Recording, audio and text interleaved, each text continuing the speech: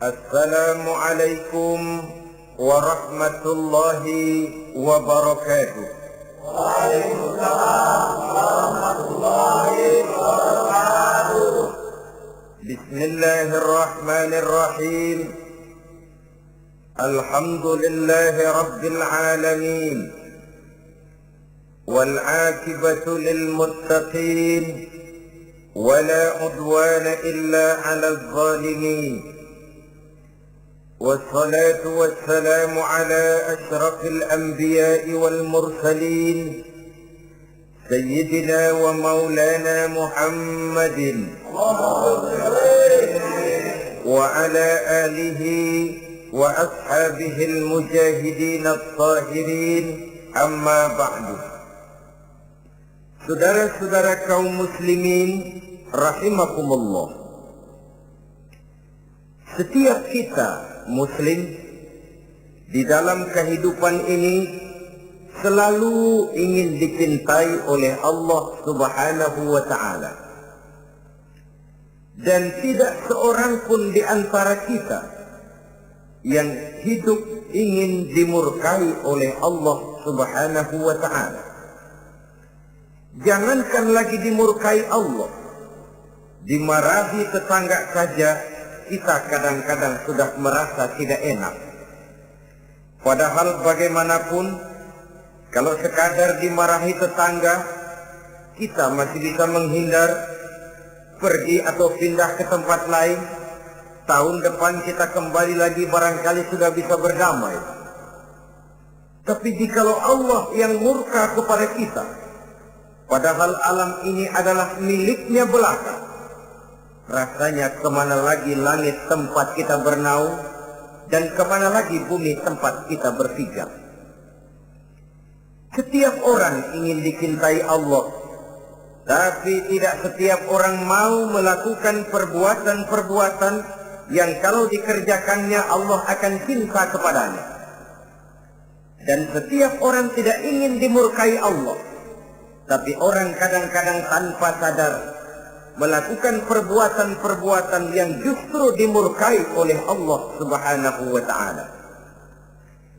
Pada pertemuan kali ini ingin saya sampaikan kepada hadirin satu hadis qudsi di mana Allah Subhanahu wa Ta'ala berfirman melalui lisan Nabi besar Muhammad sallallahu alaihi wasallam, "Uhibbu salasan wa hubbi li salatin ashad." Aku cinta, kata Allah, kepada 3 macam golongan manusia, tapi aku lebih cinta lagi kepada yang 3 macam lagi. Jadi ada yang sekedar dicintai Allah, ada yang lebih lagi dicintai oleh Allah Subhanahu wa Ta'ala. Siapa mereka? Mari kita ikuti satu persatu isi daripada hadis qudsi ini. Yang pertama, uhibbu ahlas safa. Aku cinta, kata Allah, kepada orang-orang yang pemurah. Aku cinta kepada orang-orang yang ringan tangan, mempunyai kepekaan sosial yang tinggi, gemar menolong orang yang memang memerlukan pertolongan. Aku cinta kepada orang-orang yang semacam itu. Saudara-saudara kaum muslimin rahimakumullah, di zaman sekarang ini, seiring dengan makin tajamnya persaingan hidup, makin tingginya tensi ekonomi, antara tenaga kerja yang masuk pasaran dengan lapangan kerja yang tersedia jauh dari memadai. Gaya hidup orang semakin konsumtif, semakin individualis. Timbullah sikap hidup elu-elu, gua-gua. Kepekaan sosial mulai lentur dan luntur, tapi tidak terwujud di dalam kehidupan sehari-hari. Padahal agama mengajarkan Allah cinta kepada orang-orang yang bermurah tangan, gemar melakukan pertolongan, peka melihat penderitaan dan kesulitan orang lain. Adalah Allah melebihkan rezeki sebagian kita dari yang lain. Dimaksudkan untuk saling tolong-menolong, bahu-membahu dan bantu-membantu. Sehingga dengan demikian, apa yang disabdakan Nabi dalam hadis, Ar-Rahimuna yarhamuhumur Rahman, irhamu ahlal ardi yarhamkum man fis sama. Orang-orang yang punya sifat belas kasih akan dikasihi oleh Allah Subhanahu wa ta'ala. Sayangi yang di permukaan bumi, nanti yang di langit akan sayang kepadamu, akan turun rahmatnya kepada kita bersama. Alangkah nikmatnya kehidupan ini, jikalau yang berkuasa menyayangi yang lemah lalu melindunginya, jikalau yang alim menyayangi yang awam lalu membimbingnya, jikalau yang kaya menyayangi yang miskin lalu mengulurkan tangan memberikan bantuannya, akan terciptalah rahmat dalam kehidupan. Tapi jikalau sebaliknya, yang berkuasa malah menindas dan menekan yang lemah, yang alim malah membodoh-bodohi yang memang sudah bodoh, sementara yang kaya menyantap yang miskin, akan terjadilah bala dan bencana dalam kehidupan. Bukan lagi rahmat yang turun, melainkan azab akan menimpa kita secara keseluruhan.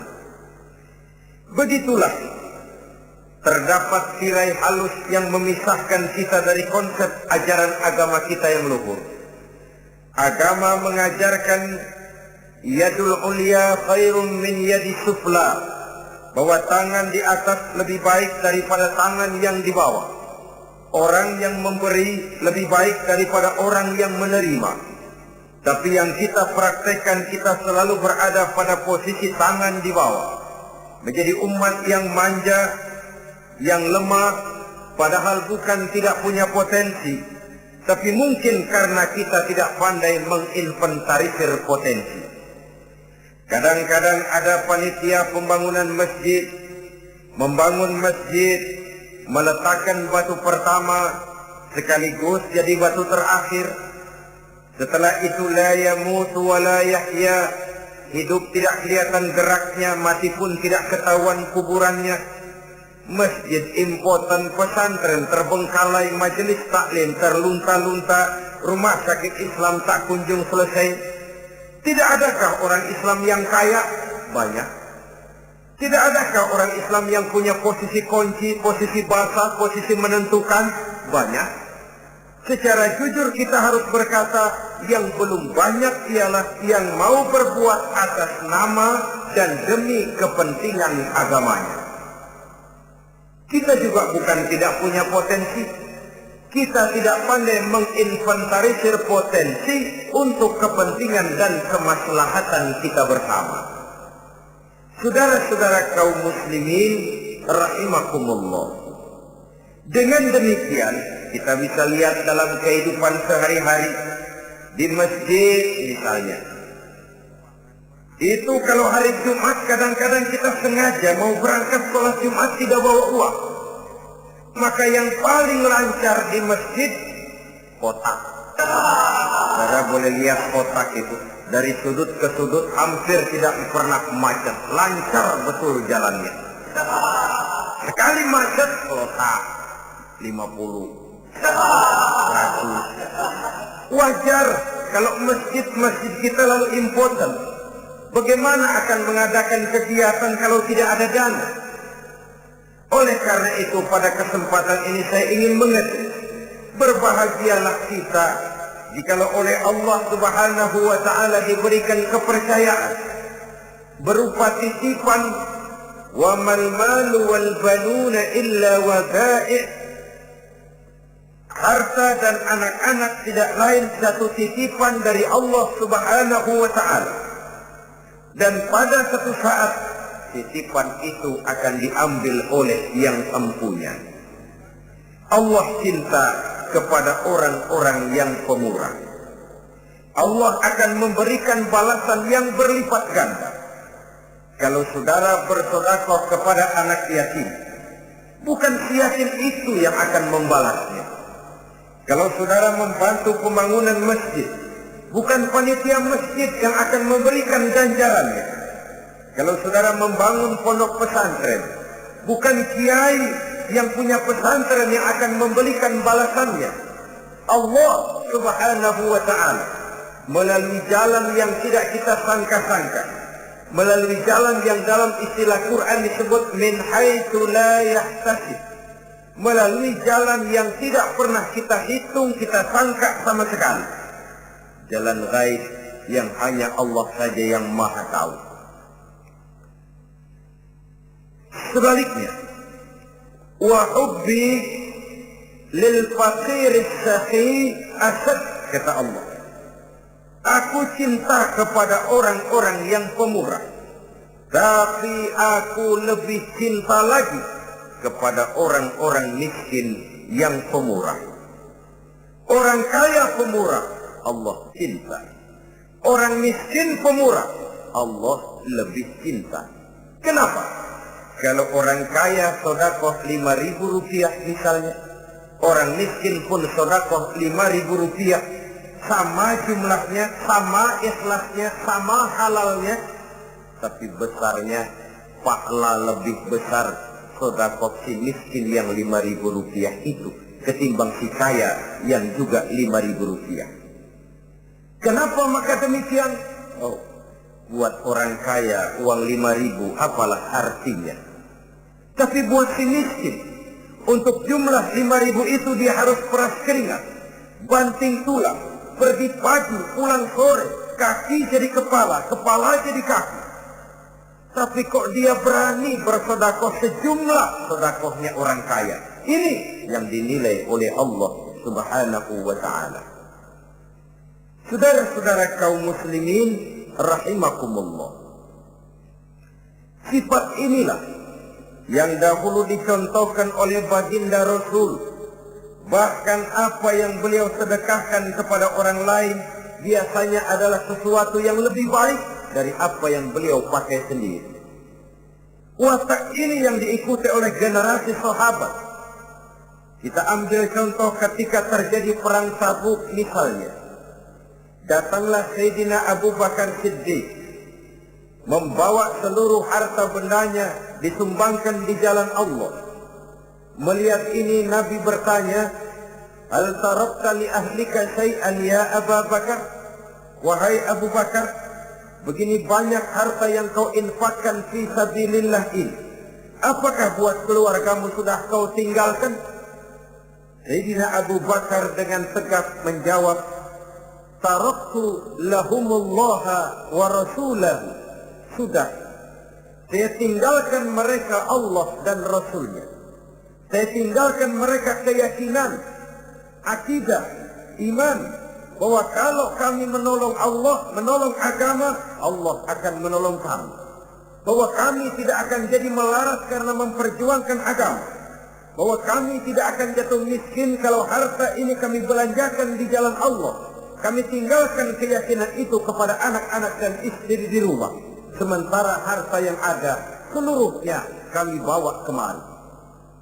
Keyakinan yang dimiliki oleh Sayyidina Abu Bakar Siddiq di zaman sekarang ini sudah merupakan keyakinan yang sangat langka. Kita belum yakin benar akan kebenaran janji Allah, sehingga dengan demikian timbullah keraguan-raguan. Apa iya kalau saya belanjakan uang ini di jalan Allah akan ada balasannya? Apa iya